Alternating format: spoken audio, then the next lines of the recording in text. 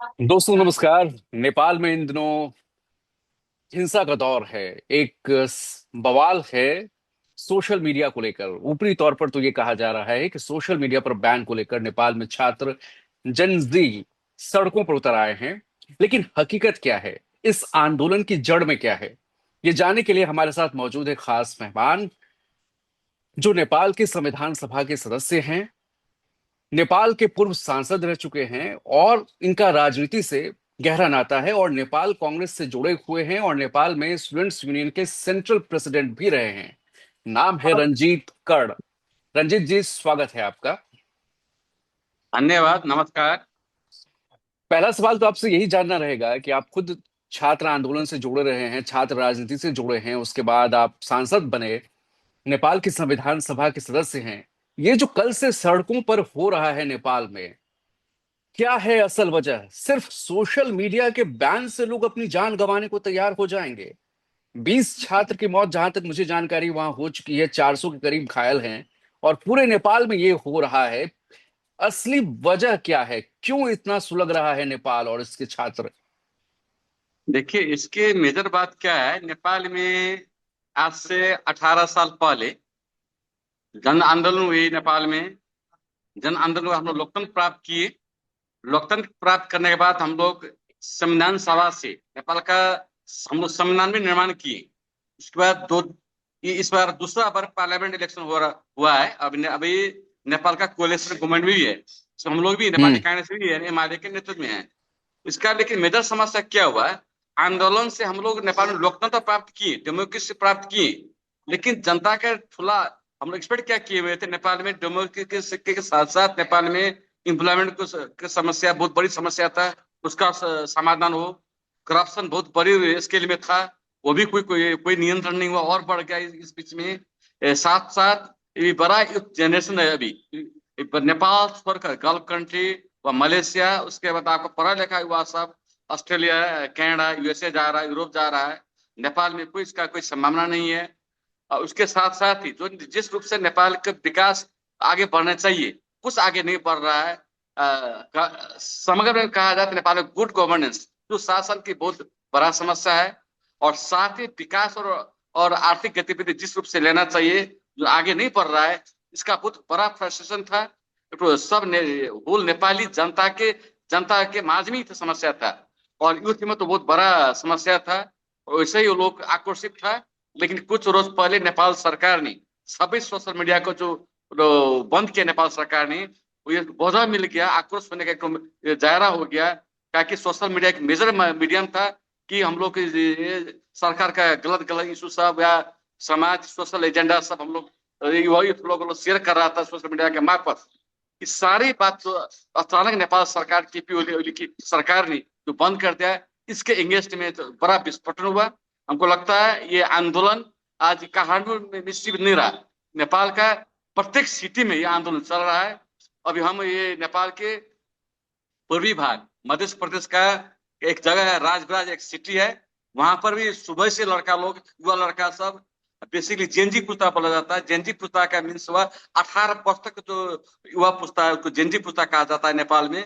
उस यूथ सब कोई किसी राजनीतिक दल के नियंत्रण नहीं है। वो लोग खुला रूप में जो भी दल से हो वह दल से नहीं हो, और प्रत्येक हम्म। युवा सब, कैंपस का विद्यार्थी सब सड़क में आ चुका है, यहाँ पर भी आ रहा है, फिर धीरे धीरे आगे निकल रहा है। अभी वो लगता है आज का जैसे कल सरकार ने जिस रूप से, हमको लगता है यदि यदि भी नेपाल के सरकारी डाटा अराउंड 20 आदमी का मृत्यु हुआ है, लेकिन हमको लग रहा है 25 आदमी से ज्यादा का नेपाल सरकार ने जिस तरह से हत्या किया गया गोली से मारकर, उसको और भी माध्यम था नियंत्रण किया जा सकता था।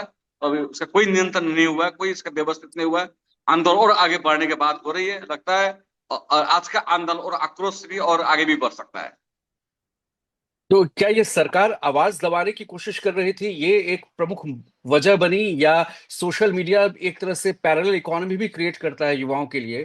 क्या क्या उसका बंद करना वजह बनी? ये मुख्य रूप से आवाज दबाने की कोशिश है, इसलिए ये चिंगारी भड़की? देखिए, सोशल मीडिया एक जरिया था। पहले ही से जनता सब एक बहुत बहुत बहुत महीनों से, बहुत साल से आक्रोश था। क्या है कि सरकार में कोई, केपी ओली की सरकार बहुत भ्रष्ट सरकार, बहुत करप्टेड गवर्नमेंट, केपी ओली जी हम्म। का जो कम्युनिस्ट का सरकार है वो ना, उसका पहले से उसका बहुत बड़ा समस्या था। किसी की उनका मिनिस्टर, उनका जो सरकार है जहां पर भी है, प्रदेश में भी है, सारी करप्टेड। साथ ही कांग्रेस के कुछ मंत्री लोग हैं, मतलब भी जो जिस तरह से नेपाल का जो सुशासन देना चाहिए था, जेल भी देना चाहिए था, वो नहीं दे रहा था। जनता में के जनता के अंदर में, साथ साथ ही यूथ में बहुत बड़ा एक फ्रस्ट्रेशन था, आक्रोश था।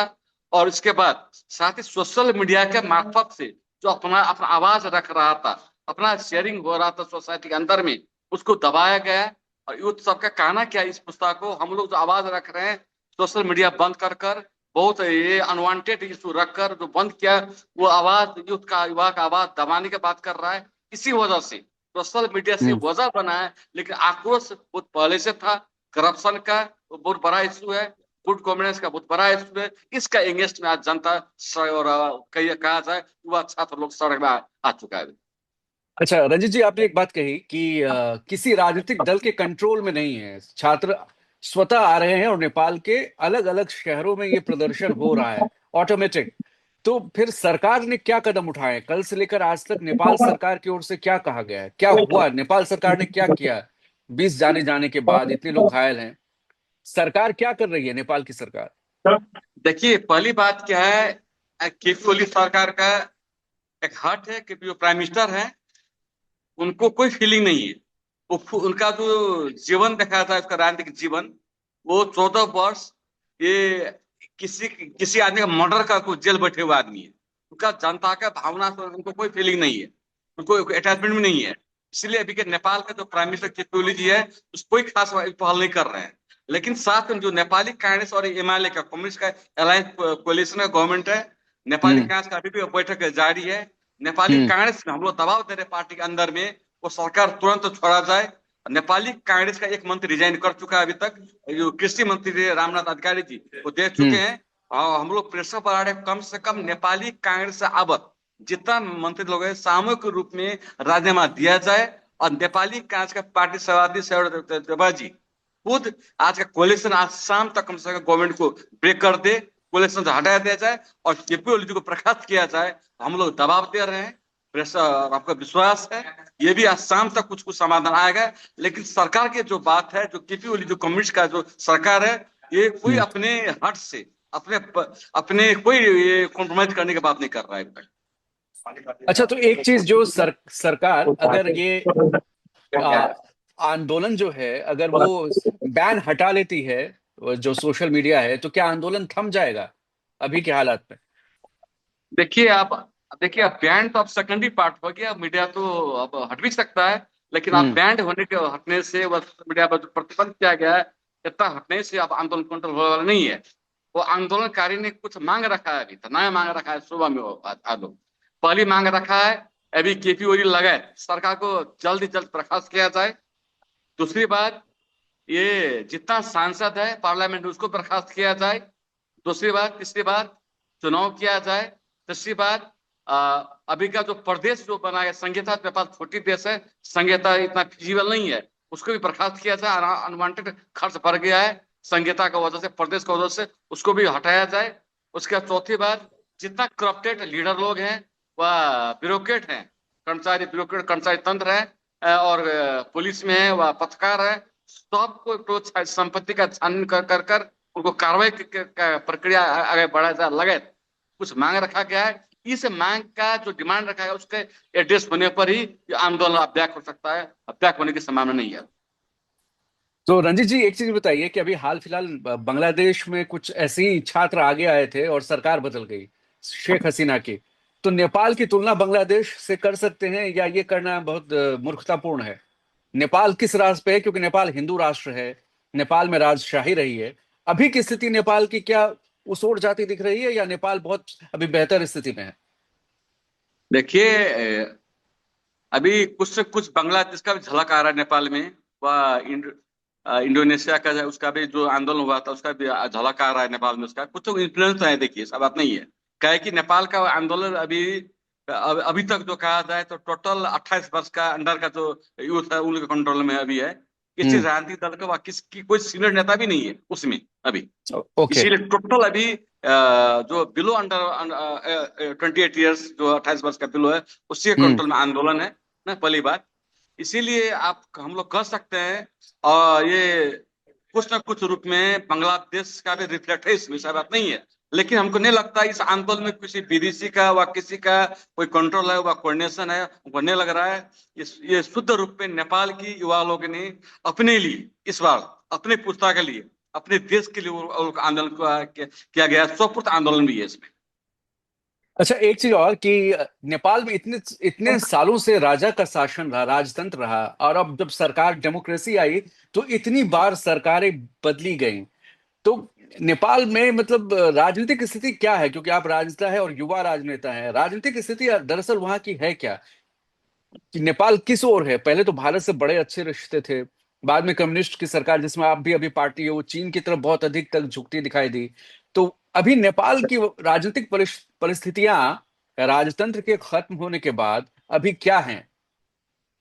पहली इतने। बात क्या है कि नेपाली जनता राजतंत्र के पक्ष में नहीं है, राजा के पक्ष में नहीं है। पहली अच्छा। बात वो हम लोग क्लियर होना जरूरी है। बरु ओके। इससे थोड़ा थोड़ा कुछ हिंदू राष्ट्र के संदर्भ में नेपाली पब्लिक कन्विंस है, ओके। हिंदू राष्ट्र के संदर्भ में। और तीसरी बात क्या है कि नेपाल का जो संविधान है अभी, इसमें जो समानुपातिक प्रणाली, प्रोपोर्शनल प्रणाली हम लोग बोलते हैं नेपाल हम्म। में ना, हम्म। इसमें जो इस सिस्टम का वजह से नेपाल में क्या है, समस्या क्या है कि कोई किसी पार्टी की स्थायी सरकार, परमानेंट गवर्नमेंट अभी नहीं हो सकती नेपाल में। सबसे बड़ी समस्या है, जिसके ओके। वजह से कोलिशन गवर्नमेंट बनाना बाध्य हो जाता है। लेकिन नेपाल के पॉलिटिक्स में कोलिशन कल्चर का अभी तक डेवलप नहीं हुआ, अभी तक ओके। नहीं हुआ ओके। है। और इससे भी बड़ी बात क्या है कि जो पुराने नेता लोग जो हैं अभी हम्म। किसी पार्टी हम्म। का, नया हम्म। जनरेशन अभी तक कोई लीडरशिप नहीं कर रहा है। इस वजह से उन लोग का नेपाल का सुशासन का विकास का जो सोच है, अभी तक वो लोग आगे नहीं बढ़ा रहे हैं। जिस वजह से क्या है कि अभी नेपाल के पॉलिटिक्स सेक्टर में भी और सिविल सोसाइटी में भी अभी पुराने लीडरशिप पूरा इंगेस्ट में अभी पब्लिक लोग हैं, ना youth लोग भी है। और हमको यदि कुछ संविधान में जैसे नेपाली कांग्रेस एमएलए का जो कोलेशन गवर्नमेंट बना हुआ था, इससे पहली शर्त क्या था, हम लोग सत्ता के लिए कि नहीं, कुछ संविधान में कुछ खामियां है, जिस वजह से नेपाल का पॉलिटिकल सिस्टम जो अभी है, कोलिशन गवर्नमेंट के बातें होता है, वह सरकार बन रही है। किसी एक पार्टी का स्थायी सरकार बनना जरूरी है, अभी का सिस्टम से नहीं हो सकता है, इसलिए हम्म। संविधान में संशोधन करना जरूरी है। ये कांग्रेस पहली पार्टी है अभी के लास्ट पार्लियामेंट इलेक्शन से, एमआईएल सेकंड पार्टी है। सबके वर्ल्ड में किसी भी पार्लियामेंट पार्टी में जो first second party coalition government नहीं होता है, ये कोलिशन में चला जाता है। लेकिन नेपाल हम्म। में इसका वजह क्या था कि कम से कम दो बड़े पार्टी की जगह बैठकर कुछ संविधान को संशोधन किया जाएगा, जिस वजह से नेपाल का कुछ पॉलिटिकल सिस्टम में कुछ खामियां है, कुछ सुधार किया जाएगा। लेकिन वो ये लोग कि हिमालय का जो नेतृत्व कैपेबिलिटी है उसमें उदासीन हुई, ये बात के लिए तैयार नहीं हुई। सरकार तो बना ली, लेकिन पालने किए पालने के साथ ही नेपाली कांग्रेस का भी कुछ नेता लोग हैं जो लीडिंग कर रहे हैं, वो लोग भी इसमें ज्यादा जितना इंटरेस्ट लेना चाहिए, वो ये काम को आगे जो संविधान संशोधन की बात थी वो आगे नहीं बढ़ा पाए। जिस वजह से क्या हुआ, जनता में किसमें आक्रोश डे बाय डे भड़क रहा था, उसी का परिणाम यही है। तो मतलब नेपाल में कोई विपक्ष नहीं है? नेपाल में जब गठबंधन की सरकार है और जो दूसरी वाली पार्टी है वो भी सरकार में शामिल है, तो नेपाल में कोई विपक्ष ही नहीं है? ना ऑपोजिशन है, लेकिन आप वो कमजोर ऑपोजिशन हो गया ना। क्योंकि। ऑपोजिशन तो पार्टी वो तो होना ही है, बाकी कांग्रेस एमएलए गठबंधन के बाद बहुमत हो जाता है हम्म। ना। हम्म। लेकिन हम्म। बाकी वो बहुत बहुत कमजोर ऑपोजिशन हो गया वहां पर। तो ये संविधान संशोधन कैसे होगा? क्या आप जैसे जो एक रुख बता रहे हैं कि कांग्रेस की मांग है कि क्योंकि उसमें बिना गठबंधन के सरकार नहीं बनेगी जिस तरह की संविधान व्यवस्था है, और युवा में आक्रोश है, तो इसका इसका मतलब लॉन्ग टर्म सॉल्यूशन क्या है? संविधान देखिए इसका संशोधन होगा लॉन्ग कि? टर्म सॉल्यूशन क्या है, पहली बात संविधान को संशोधन कर कर क्या है कि देखिए इसका सिस्टम का विकल्प दूसरा सिस्टम आ नहीं सकता है, पहली बात। हम्म। इसी जो डेमोक्रेसी सिस्टम उसी में कुछ मॉडिफाइड किया जाए। हम पहले भी बोले हुए थे कि जो अभी का संविधान की वजह से किसी भी सरकार, किसी भी पार्टी का 5% सरकार का संभव ही नहीं है, किसी पार्टी का बहुमत आ ही नहीं सकता है। इसीलिए जो समानुपातिक सिस्टम है उसको हटाया जाए, पहली बात। और अपर हाउस है उस चीज को हम लोग एड्रेस उसमें हम कर सकते हैं। लेकिन अभी जो अभी का पुस्ता, जो अभी का आंदोलनकारी जो मांग रखा गया है, संहिता को भंग किया जाए, प्रदेश को भंग किया जाए, वो संभव नहीं है। क्या प्रदेश चाहिए, संहिता चाहिए। लेकिन अभी का क्या है, हम लोग का प्रैक्टिस क्या है, हम लोग प्रदेश तो बनाए, संहिता लेकर गए, लेकिन संहिता को जितना ऑथोरिटी देना चाहिए था, जो संविधान में जो हम लोग कल्पना किए हैं जो संविधान में है, वो ऑथोरिटी हम लोग उनको नहीं, अभी तक नहीं दिए हुए हैं। मैक्सिमम अथॉरिटी हम लोग सेंट्रल गवर्नमेंट रखे हुए हैं, जिस वजह से संघीयता भी, प्रदेश सरकार भी अपना फुल फंक्शन में वो लोग काम नहीं किए हैं। और ओके। इस वजह से थोड़ा सा हम लोग संविधान में थोड़ा ये भी चीज को संशोधन किया जाए तो कम से कम दीर्घकालीन रूप में पॉलिटिकल समस्या का समाधान हो सकता है।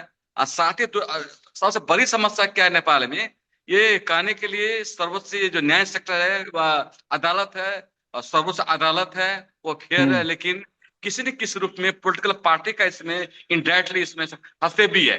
क्या कि पॉलिटिकल पार्टी का प्रतिनिधि, सरकार का जब प्रतिनिधि वो लोग बैठकर हम लोग न्यायाधीश बनाते हैं व प्रधान न्यायाधीश बनाते हैं प्रक्रिया से, इसमें क्या होता है कि निष्पक्ष इसमें हम लोग न्याय न्याय प्रक्रिया नहीं, न्याय का प्रक्रिया काम ही नहीं बढ़ सकता है। इसीलिए न्यायाधीश प्रधान न्यायाधीश बनाने का जो प्रक्रिया है उसको भी निष्पक्ष किया जाए, तो किसी भी पॉलिटिकल पार्टी सरकार का इंटरवेंशन नहीं होना चाहिए। तीसरी बात, करप्शन कंट्रोल करने के लिए अख्तियार आयोग है, अनुसंधान आयोग है ना, लेकिन अख्तियार अनुसंधान आयोग भी अभी जो बोलिएगा प्रेम कृष्ण राय जी है, वो अभी नेपाल का जो प्राइम मिनिस्टर केपी ओली जी का खास आदमी, उन्हीं के सिफारिश में बना हुआ है। तो केपी ओली जी जितना भी गलत काम करेंगे, उनका पार्टी के जितना भी गलत काम करेंगे उनको रोक देते हैं, उनको कुछ नहीं करते हैं ना। और उसको रिवेंज के रूप में और पॉलिटिकल पार्टी को व सिविल सोसाइटी को लोग कंट्रोल करते हैं, इसको भी हटाया जाए। इसीलिए जो नेपाल का जो एंटी करप्शन जो कमीशन है, उसको भी जनता को विश्वास नहीं है, उसको भी राजनीतिक रूप से जो हस्तक्षेप हो रहा है उसको भी हटाना जरूरी है, भी जनता की मांग है। उसको थोड़ा सा हम लोग सुधार किया जाए, संशोधन किया जाए, तो आंदोलन भी आकर्षक है, पॉलिटिकल सिस्टम में हम लोग एक ट्रैक में आगे बढ़ सकता है। और आखिरी दो सवाल, अभी फिलहाल आंदोलन कल की अपेक्षा, कल जब पीक पे था, आज थोड़ा कम है या अभी भी मतलब उसी मतलब आंदोलन की मतलब इंटेंसिटी वैसे ही है या कम हुई है? देखिए, वैसे कल तो कर्फ्यू नहीं था, आज तो काठमांडू का हक में रिंग रोड है, टोटल कर्फ्यू लगाया गया है, किसी को एंट्री नहीं है, कड़ा कर्फ्यू है। उसके बावजूद भी युवा लोग निकल रहे हैं, कर्फ्यू का थोड़े थोड़े वो लोग ब्रेक कर रहे हैं पहली बार। हम्म। हम्म। और देश भर में भी कर्फ्यू लगाया गया किसके बड़े बड़े शहर में, लेकिन वहां पर भी ये सब निकल रहा है। हमको लगता है कि आज दिन तक, शाम तक बड़ा मूवमेंट हो, युवा लोग कर्फ्यू को भी ब्रेक कर आ सकते हैं। हो सकता है जो अभी नेपाल सरकार का जो पुलिस है, सिक्योरिटी है, वो कंट्रोल नहीं कर सका, आर्मी को अधिकार दिया गया है, लेकिन आर्मी भी ये जनता के यूथ सब के लिए कंट्रोल करने के लिए गोली वो लोग चलाने के मूड में नहीं है, नियंत्रण करने के मूड में नहीं है। इसीलिए आंदोलन का आज कैसा चरित्र होगा, किस पर आगे बढ़ेगा, कहा नहीं जा सकता है। और नेपाली कांग्रेस की आखिरी सवाल है, रंजीत जी, आप नेपाली कांग्रेस से जुड़े हैं, नेपाली कांग्रेस की भूमिका किस रूप में? क्योंकि जब जेनजी का आंदोलन है और वो अपने एक सुर में है, तो जेनजी के लिए नेपाली कांग्रेस की भूमिका क्या है? वो कंट्रोल करने की कोशिश कर रहे हैं या उसे समर्थन दे रहे हैं? देखिए, Nepali Congress informally, not formal, informally Nepali Congress का जितना युवा सब है, पोलिटिकल लीडर सब है, ऑलमोस्ट जेनजी पुस्ता को आंदोलन का भी समर्थन स्टेटमेंट सब आ चुका है देश भर। सेंट्रल लीडरशिप हो, चाहे स्टेट लेवल लीडरशिप हो, चाहे डिस्ट्रिक्ट लेवल का नेता सब हो, सबका भाषण अभी जेनजी पुस्ता का आंदोलन के पक्ष में है, समर्थन में है। हम लोग सोशल मीडिया रूप में अपना आवाज रख चुके हैं, बाहर मीडिया में रख चुके हैं। और साथ ही नेपाली कांग्रेस से आबद्ध एक ये आपको रामनाथ अधिकारी जी हैं, वो भी रिजाइन कर चुके हैं। वो शेखर कोयला से जो नेता है, डॉक्टर साहब, उनसे नजदीक ज्यादा है, वो भी रिजाइन दे चुके हैं। उसको हम लोग जो सुनने में आया है, हो सकता है 2-4 घंटा के अंदर में नेपाली कांग्रेस से आप जितना मिनिस्टर मंत्री लोग सरकार में गए हैं, वो रिजाइन भी दे सकते हैं, सामूहिक रिजाइन दे सकते हैं। इससे थोड़ा सा जनजातीय पुस्ता आंदोलन को के पक्ष में एक तो आवाज भी जाएगा, और उनके समर्थन में हम लोग नेपाली कांग्रेस, हो सकता है सेंट्रल कमेटी औपचारिक रूप में निर्णय भी करें, सरकार से बाहर भी आ सकती है। और अगर आप सरकार से बाहर आने का निर्णय करते हैं तो फिर क्या होगा नेपाल में? फिर तो तो राजनीतिक। ये सरकार, देखिए, सरकार कहेगी इसका तो अपना बहुमत है ही नहीं, हम्म। अभी नेपाली कांग्रेस ही पहली पार्टी है, तो सरकार तो फॉर्मली तो ऐसा ही आपको ब्रेक हो गया, तो सरकार रहने की बात ही नहीं रहता है, तो केपीएल को रिजाइन तो करना ही पड़ेगा पहली बात ना। अब दूसरे उसके हम्म। बाद आंदोलन को, मांग को हम लोग एड्रेस करना पड़ा। मतलब अभी भी हलचल की स्थिति नेपाल में बनी रहेगी अगले कुछ दिनों तक, जब तक कि कुछ स्थायी ठोस समाधान नहीं मिलता है। वो लगता है सरकार सरकार के साथ साथ ही पार्लियामेंट भंग करने की बात हो रही है? अच्छा। हो सकता है ये पार्लियामेंट भंग कर नया इलेक्शन भी हो सकता है, नया ठीक है। सरकार बनेगी, सिविल जी। सोसाइटी से मिला के एक नया सरकार बनेगी। तो अ, संविधान, बिना संविधान संशोधन के ये हो पाएगा? क्योंकि वहां तो समानुपातिक प्रणाली है। नहीं तो इसमें यह होता है, नया सरकार बनाकर वो सरकार सब राजनीतिक दल के सहमति से, पार्लियामेंट में भंग नहीं हो सकता है, लेकिन नया हम्म। सरकार के नेतृत्व में। अभी पार्लियामेंट हम्म। में भंग होना कोई कानूनी रूप में भी इतना उसको हम लोग वैध नहीं मान सकते हैं, भंग भी नहीं किया जा सकता है। लेकिन इसी पार्लियामेंट को रखकर हम लोग ना एक सबके एक्सेप्टेड कोई इसी जितना पोलिटिकल पार्टी है, इसी में जो जिसका इमेज भी अच्छा है, सबका एक जो होता है एक्सेप्टेड लीडर को हम लोग प्राइम मिनिस्टर बनाकर हम लोग आगे बढ़ सकते हैं इसमें। उसको आगे बढ़ाकर हो सकता है डॉक्टर शेखर कोयला जी भी नेपाल के प्राइम मिनिस्टर बन सकते हैं। उसके नेतृत्व में सब राजनीतिक दल और जो आवश्यक पॉलिटिकल पार्टी उनको रखकर हम लोग सरकार बनाकर संविधान संशोधन के बाद आगे बढ़ाकर इसी पार्लियामेंट से पार कर तब हम लोग चुनाव में हम लोग आगे बढ़ सकते हैं। शुक्रिया बहुत बहुत रंजीत जी, आपने वक्त दिया इस आंदोलन के बीच, इतनी गंभीर परिस्थिति के बीच, और हमारी शुभकामनाएं नेपाल और नेपाल के लोगों के लिए। धन्यवाद बहुत बहुत हमारे साथ जुड़ने के लिए। बस धन्यवाद।